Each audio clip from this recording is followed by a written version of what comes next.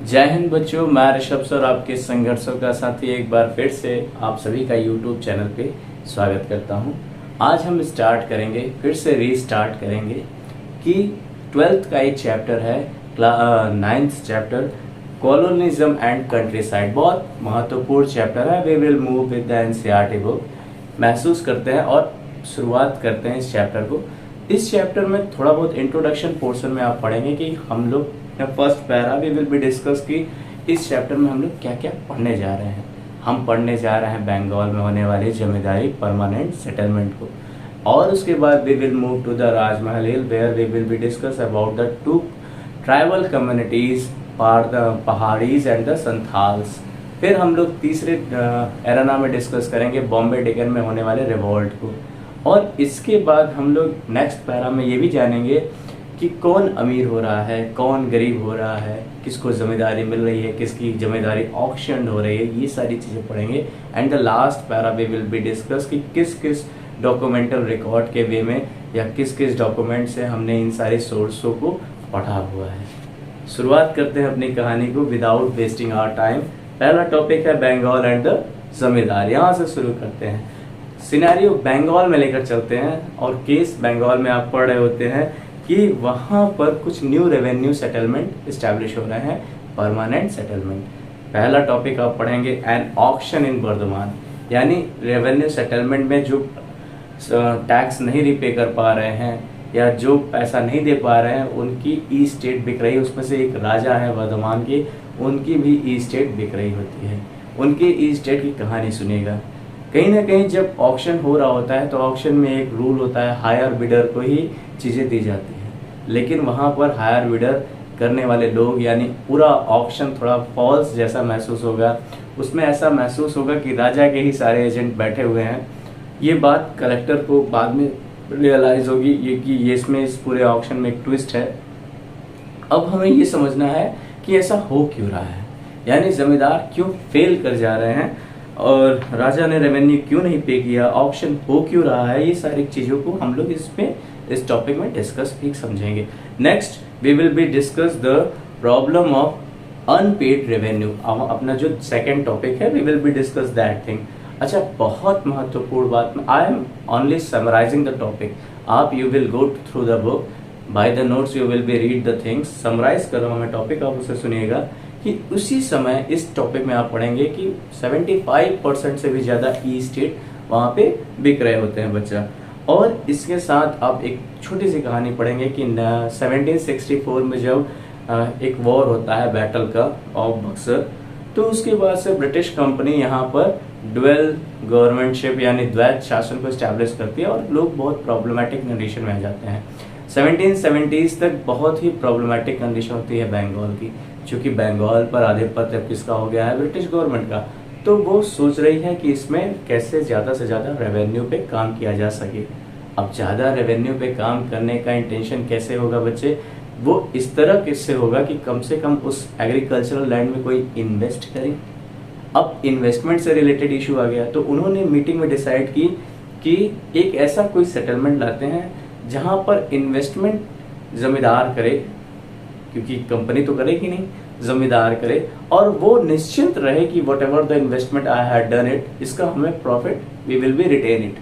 तो उन्होंने इस परमानेंट सेटलमेंट में एक बात रखी कि इसमें रेवेन्यू फिक्स रहेगा, जो भी सरप्लस रिटेन होगा, गेन होगा, उसको जमींदार जी ले सकते हैं, हमें बस वो फिक्स्ड रेवेन्यू दे दे। अच्छा, ये इम्प्लीमेंट वो करने की कोशिश की है। अब चूंकि उसमें मीडिएटर कौन होगा, जमींदार कौन होगा, तो वहाँ जो राजा थे, तालुकदार थे, जो पहले से यहाँ पर पावर में थे, उनको ही उन्होंने वहाँ पर ये पावर रिटेन की कि right now you are in a zamindar condition, you will collect the tax to the people those who live in your area, your territory. तो ये काम वहाँ पर होना शुरू होता है।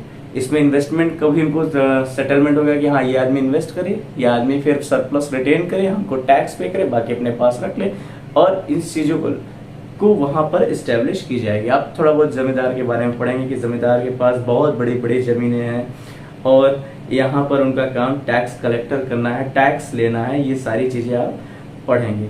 फिर भी आप पढ़ेंगे कि क्यों जमींदार इन लास्ट पैरा, फिर आप इस पे एक चीज डिस्कस करेंगे कि क्यों जमींदार फेल कर जा रहे हैं पेट करने में और उनकी जमींदारी ऑक्शन हो रही है। फिर हम मूव करेंगे सेकंड पैरा के बाद आप थर्ड पैरा,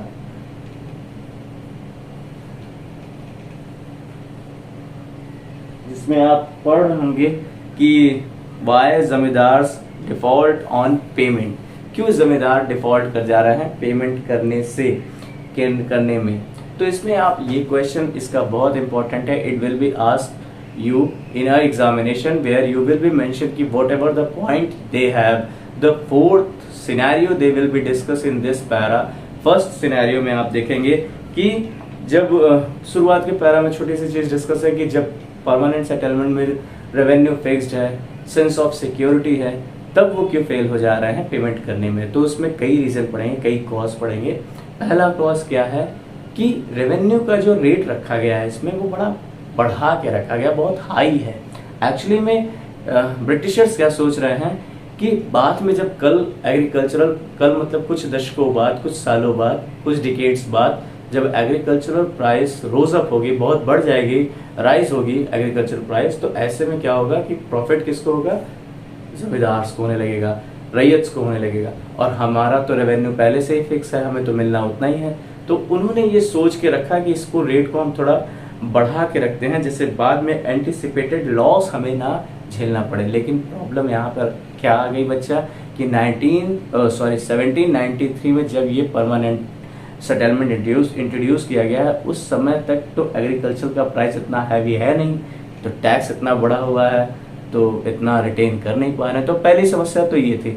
सेकंड समस्या आप मेंशन करेंगे कि second problem that is what, कि यहाँ पर रेवेन्यू तो बहुत हाई है लेकिन एग्रीकल्चरल आउटकम इतना ज़्यादा नहीं, इतना प्रोडक्शन नहीं हो रहा है, इतना अच्छा सेलिंग नहीं हो रही है, तो वो कहीं ना कहीं लोन रीपे करने में बहुत मुश्किल झेल रहे होते हैं। ठीक, तो इसलिए भी नहीं पे कर पाते हैं। थर्ड प्रॉब्लम आप डिस्कस करेंगे जो इसमें सबसे महत्वपूर्ण है, वो जैसे कि जो जमीन है वो हम सब जगहों तो क्या कहते हैं बराबर ग्रोन अप प्रोडक्शन तो नहीं हो सकता, कोई जमीन अच्छी होती है, कोई खराब भी होती है, तो ये भी प्रॉब्लम वहाँ पे थी। एंड वहाँ आप थर्ड प्रॉब्लम में सबसे महत्वपूर्ण प्रॉब्लम क्या पढ़ेंगे कि इस पूरे पैटर्न में सनसेट लॉ को इम्प्लीमेंट किया गया था। सनसेट लॉ क्या कहता है कि अगर आप एक निश्चित समय पर सूर्यास्त से पहले तक आप पैसा नहीं रिपे कर पा रहे हैं तो अगले दिन आपकी जिम्मेदारी ऑक्शन की जाएगी। ठीक, एंड फोर्थ पॉइंट आप मेंशन करेंगे कि इसमें बच्चा क्या है कि zamindars the permanent settlement initially limited the power of जमींदार, वो परमानेंट सेटलमेंट ने जमींदार की पावर को लिमिटाइज कर दिया था। पहले के समय में जब जमींदार हुआ करते थे तो जमींदार के पास अपनी पुलिस हुआ करती थी, सोसाइटी में इंटरफेरेंस था, पुलिस थी, उनके पास मिलिट्री रखी हुई थी उनकी सुरक्षा के लिए, और ये सारी चीज़ें उनके पास रिटेन हो रही थी।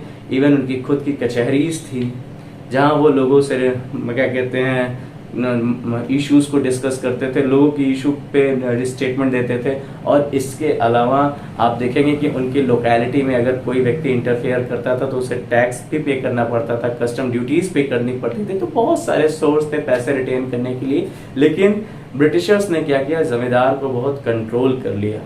कंट्रोल करने का तरीका क्या था कि उनकी मिलिट्री को डिमिलिटराइज कर दिया, उनकी कचहरी को कैप्चर कर लिया। कलेक्टर उस कचहरी पर बैठ रहे हैं, कलेक्टर क्या कहते हैं उसमें अपना पावर एस्टैब्लिश करने लग जाएंगे, तो ये सब काम वहाँ पर होने लग जाएंगे। और कलेक्टर साहब, इवन एक एविडेंस यू हैव जहाँ आप देखेंगे कि एक जमींदार से रिलेटेड इशू है कि कलेक्टर को ऑर्डर दिया गया कि आप जाइए उनकी इन्फ्लुएंसी को खत्म कीजिए और आप यू विल बी लीड, यानी डिस्ट्रिक्ट कलेक्टर विल लीड, और राजा की जिम्मेदारी को आप एक्वायर कर लीजिए, एक्विजिशन कर लीजिए। अच्छा, एक और बड़ी प्रॉब्लम क्या है कि गाँव में एक तो बैड हार्वेस्ट है, दूसरा वहाँ पर दो और नए खिलाड़ी हैं, जोतदार और मुकद्दम और या मंडल। यानी पहले आप मुगल एरा में, मुगल पीरियड में ये पढ़ा होगा कि गांव में मंडल होते थे, यानी गांव के जो सरपंच प्रधान लोग होते थे। जोतदार जो गांव के बड़े किसान हैं, बड़े असामी हैं, वो लोग भी कहीं ना कहीं इसमें बहुत खेल कर रहे होते हैं। वो चाहते थे कि जमींदार परेशान रहे, रेवेन्यू पेमेंट होने ना हो पाए, तो इसलिए भी क्या कहते हैं और परेशान देखकर वो खुश होते थे इस चीज़ों को, क्योंकि उसका ऑक्शन होगा तो वो ज़मीन खरीद भी लेंगे। तो अकेले वर्धमान में आप इस लास्ट पैरा में पढ़ेंगे कि 30,000 से भी ज़्यादा केसेस पेंडिंग थे। एक्चुअली केस का काम तो तुरंत रिजॉल्व होना है नहीं, तब तक वो जिम्मेदारी बिक जाएगी। तो बहुत सारे केसेस यहाँ पे पेंडिंग थे, जो हमारे लिए एक बहुत अच्छा रिटर्न सोर्स है उस समय की समस्याओं को जानने के लिए। नेक्स्ट टॉपिक आप पढ़ेंगे the rise of jotdar. Rise of jotdar topic बहुत महत्वपूर्ण है, और इसमें आप जानेंगे कि जोतदार जो गांव की बहुत रईस मानिंद है, वो कैसे क्या कहते हैं अपने आप को यहाँ पर इस्टेब्लिश किए हुए हैं। अच्छा, जोतदार से रिलेटेड आप देखेंगे कि जोतदार गांव के अमीर आदमी हैं और उनके पास बहुत लैंड है, और उनकी जो खेती है वो कानन जो यहाँ पर ट्रेवलर आए हैं जिनकी रिकॉर्ड आपको बार बार मिलेगी, उन्होंने मेंशन किया है कि जोतदार की जमीन को अधियार पे दिया जाता था। जोतदार अपनी जमीन को अधियार पे देते थे। अधियार मतलब कि किसी और को शेयर क्रॉपिंग के बिहार पे उनको दे दिया, आप आइए क्या कहते हैं वो अधियार आते थे, एग्रीकल्चर करते थे, अपने टूल्स लेकर आते थे, प्रोडक्शन होने के बाद आधा परिसंपत्ति आधी की क्रॉप्स को लेकर जाते थे और आधा इन्हें देकर जाते थे। जमींदार के वो जोतदार के पास अपने बहुत सारे जमीन हुआ करते थे। आप देखेंगे कि एज कंपैरिजन टू द जमींदार टू द जोतदार, आप जमींदार ज्यादातर शहरों में रह रहे हैं, जोतदार गांव में रह रहे हैं। गांव की एरेना, गांव की पॉलिटिक्स में उनका इंटरफेरेंस है। इवन आप जोतदार के बारे में ये भी पढ़ेंगे कि गांव के लोगों को वो मनी लेंडर की तरह भी ट्रीट कर रहे हैं, मतलब कहीं ना कहीं वो भी गांव के किसानों को मदद करते हैं या उनको पैसे दे रहे होते हैं। तो बहुत सारे लोग उनके ही पक्ष में हैं, और वो जोतदार हमेशा बहुत खुश हुआ करते थे जब जमींदार ट्रबल में हो। तो जानबूझकर ये चाहते थे कि टैक्स को पे ना किया जाए, परेशान किया जाए। इससे क्या हुआ कि जमींदार जब ट्रबल में होगा, उसकी चीजें ऑक्शन होगी, बिकेगी, तो खरीद जोतदार लेंगे। गांव में एक और बहुत प्रोमिनेंट पिक्चर है बच्चा, वो क्या है? मंडल मुकद्दम, जो आई हैड डिस्कस। गांव का प्रधान वो भी पॉलिटिकल पावर में है, वो भी डोमिनेट कर रहा होता है, इसी तरीके से वो भी परेशान कर रहा होता है जमींदार को। ठीक इसी, और इवन आप देखेंगे कि इनको अलग अलग टाइटल के साथ, अलग अलग नामों के साथ यहाँ पे बताया गया है। लास्ट में आप देखेंगे कहीं हवलदार कहा जा रहा है, कहीं इनको मंडल कहा जा रहा है, कहीं गंतीधार कहा जा रहा है, मतलब ये सारे नामों से भी इनको कंसीडर किया जा रहा है। नेक्स्ट आप टॉपिक पढ़ेंगे, टॉपिक 1.5, जो आपकी टॉपिक है द जमींदार रेसिस्ट। ऐसा नहीं है कि जमींदार की जिम्मेदारी हर जगह चली ही जा रही है, बड़ा दुख दर्द है, नहीं, जमींदार भी बहुत चालाक है। चालाकी देखिएगा, वर्धमान के राजा की जब ईस्टेट बिकने लगी तो पहले उन्होंने अपना आधा एस्टेट अपनी मदर के नाम कर दिया।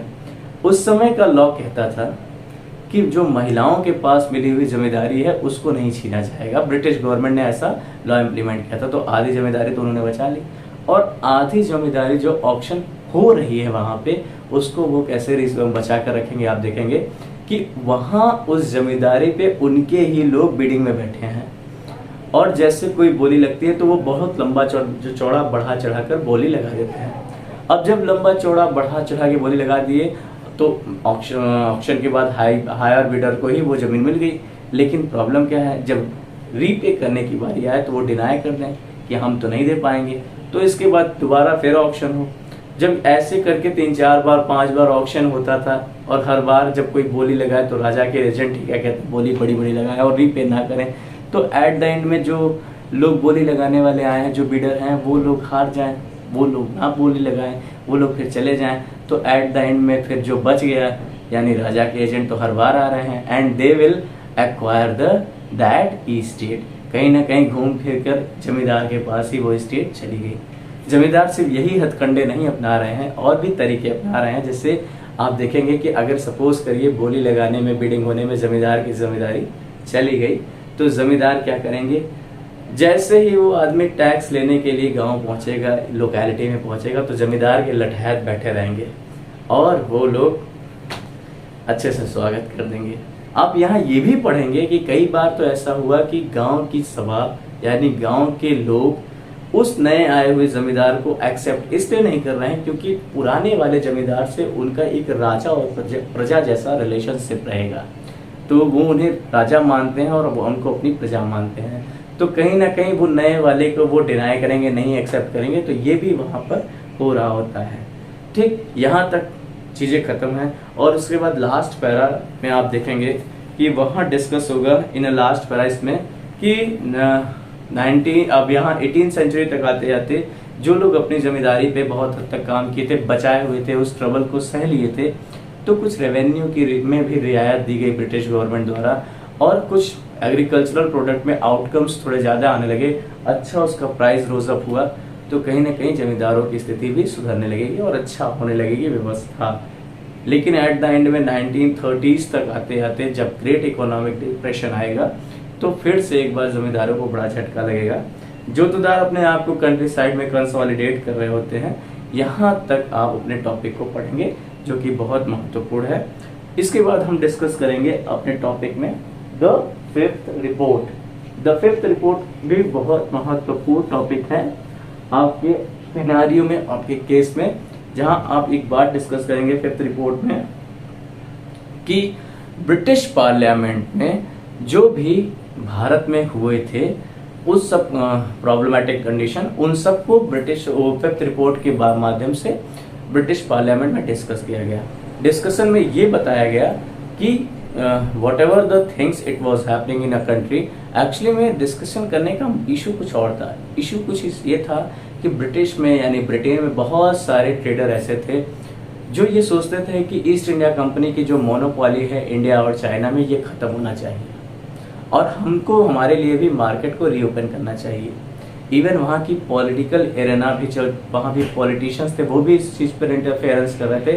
वो एक स्टेटमेंट भी दे रहे थे कि पूरे battle of Plassey, battle of Buxar या जो भी कुछ हुआ वहाँ भारत में, उसका सारा जितना पैसा आया उसको ब्रिटिश गवर्नमेंट को कुछ नहीं मिला, सब ये कंपनी को मिला। सब कंपनी ने सब कुछ एब्जॉर्ब कर लिया। तो कहीं ना कहीं ये सारी चीज़ों की भी दलील वहाँ दी जा रही होती है। और उस रिपोर्ट में बहुत सारी चीज़ों को मेंशन किया गया है, जैसे वहाँ इंडिया में कैसे मैल फंक्शनिंग हो रही है, कैसे मिसरूल हो रहा है, और ईस्ट इंडिया कंपनी कितनी ग्रीडी है, कितनी लालची है, ये सारी चीज़ें उसमें मेंशन की गई। और इस बिहार पे एक सेलेक्टेड कमेटी बनाई गई कि जिसका काम था सर्वे करे इंडिया में जाके कि और क्या क्या काम इन्होंने कर रखा है। तो उस कमेटी ने रिपोर्ट में ये सारी चीज़ें मेंशन की, what about the problematic condition. कहीं ना कहीं हमने देखना है कि क्या कहते हैं, इस रिपोर्ट में बहुत सारी बातें कुछ बढ़ा चढ़ा कर भी बनाई गई है, एक्सग्रेटेड करके भी बताई गई है, क्योंकि कंपनी के मोनोपोली को भी डिनाई करना है, उसको भी खत्म करना है। तो लेकिन फिर भी what about we have a resource, हम ये पढ़ेंगे कि व्हाट अबाउट द रिसोर्स हमारे पास है। बहुत महत्वपूर्ण हो ना हो, लेकिन उस समय की कुछ तो जानकारियां हमें उस रिपोर्ट्स के माध्यम से मिल रही होती है। ठीक, यहीं तक आपका पूरा कहानी रह रहा है और रिलेटेड टू द बंगाल कहानी आपकी यहीं तक है। अब हम वीडियो के सेकेंड पार्ट में इस बात को डिस्कस करेंगे कि राजमहल हिल्स में क्या हो रहा है, यानी पहाड़ी और संथालियों के बीच में क्या बातें हो रही हैं। वीडियो नेक्स्ट पार्ट पे जरूर आइएगा। चैनल अच्छा लगे तो प्लीज लाइक, शेयर, सब्सक्राइब बहुत जरूरी है, कर दीजिएगा। और notes I will provide in my link, आप you go through that and write the notes in your copy और इस बिहार पे पढ़िए, because what about the literal story I am going to tell you to summarize the point for your board examination, तो आप you will be focus on that. Thank you, all the best, जय हिंद।